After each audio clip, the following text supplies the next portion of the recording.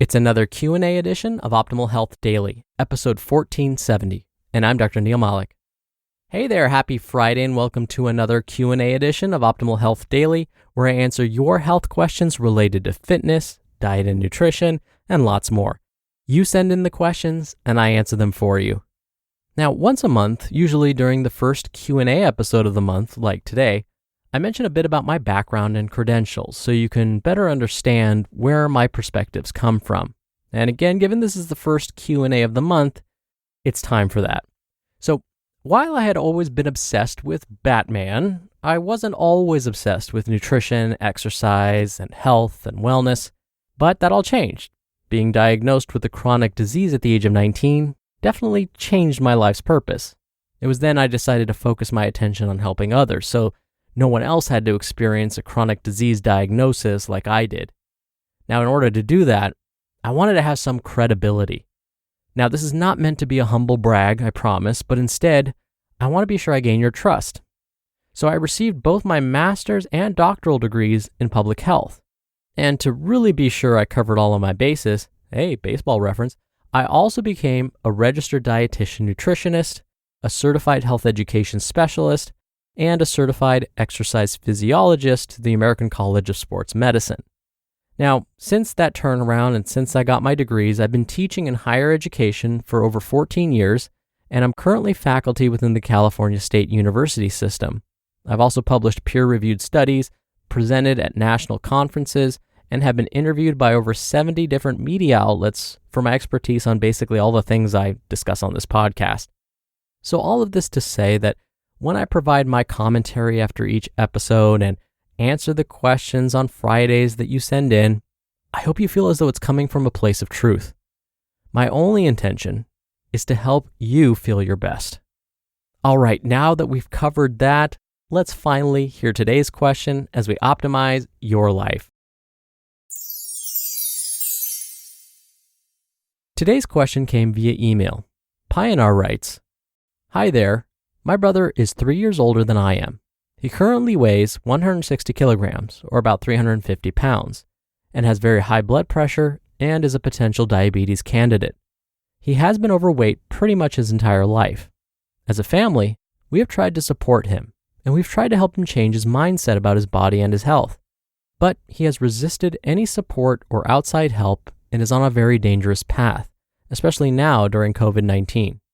My question to you is, what can we do to help him?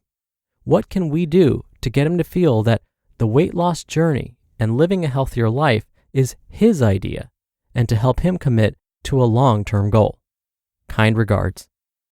Thank you so much for the question, Pioneer. It sounds like you really care about your brother's health, and that's super admirable. It can get frustrating to try and help someone that may not share the same enthusiasm that you have for their own health and wellness. Now, it's taken me a while to realize this, but I found that when someone is really close to someone else or cares a lot for them, you may be more invested in their health than they are. Again, that's okay because it means you care. And even though your brother may not share the same enthusiasm for their own health that you do, that's okay too. It's just because their priorities are different. And you know what that means? It just means they're human. But don't give up on your brother. So let's take a step back and think about it this way. There's a lot that has to happen in order for someone to actually take someone else's advice to heart. Think about the last time someone took your advice. Now, not just health advice, any advice.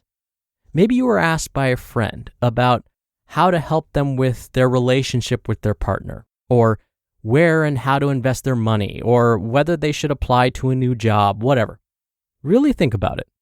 When you were providing your advice to them, did they make eye contact with you? Did they actually listen? Or did they just argue with you the whole time? Most importantly, by the end of the conversation, did they actually follow your advice? Okay, now think of it this way. When was the last time you acted on someone else's advice? When you did actually take someone else's advice and follow their advice, what was it about their message that convinced you to do so? Again, I'm talking about any behavior, not just a health behavior. Really think about it. The simple act of listening to someone else tell you what to do automatically makes us feel as if we're less than. We have to admit that we are flawed somehow, and now we need to improve. This is not something that's easy for our egos to admit. Then let's say you're the advice giver and you actually have the other person's attention and they're actually listening and not interrupting, and you're talking about why they should be following a healthy lifestyle. You may find they argue with you and they say things in response to your arguments like, "Oh, it's easier for you to follow a healthy lifestyle because you enjoy working out." Or, "It's easier for you because you're younger than me." Or, "It's easier because you don't suffer from such and such ailment." Or, "You have more time than I do." Look, I've heard all of these reasons. But the trick to responding is this. When you're having this conversation with them, try not to get defensive. Don't engage in the argument. Don't say things like, "Hey bro, I understand, I'm busy too." Instead, let them vent. Let them talk about why this won't work for them. It's okay. Just listen. But then ask follow-up questions. If they say something like, "Well, of course you see results because you actually enjoy all of this healthy stuff," you can respond with, "You're right, I do enjoy this. But what can I do to help you enjoy this too?" So instead of trying to get them to understand you listen and understand them first. Ask them about their goals in life. They might have a witty response and say something like, "Well, my goal is to get you off my back," or "My goal is to be able to sit in a hammock all day drinking martinis." Of course, you can chuckle at their cheesy jokes, but bring them back to reality and ask, "Okay, so after I get off your back or after you sit in your hammock all day drinking martinis, what will you do the rest of the day?"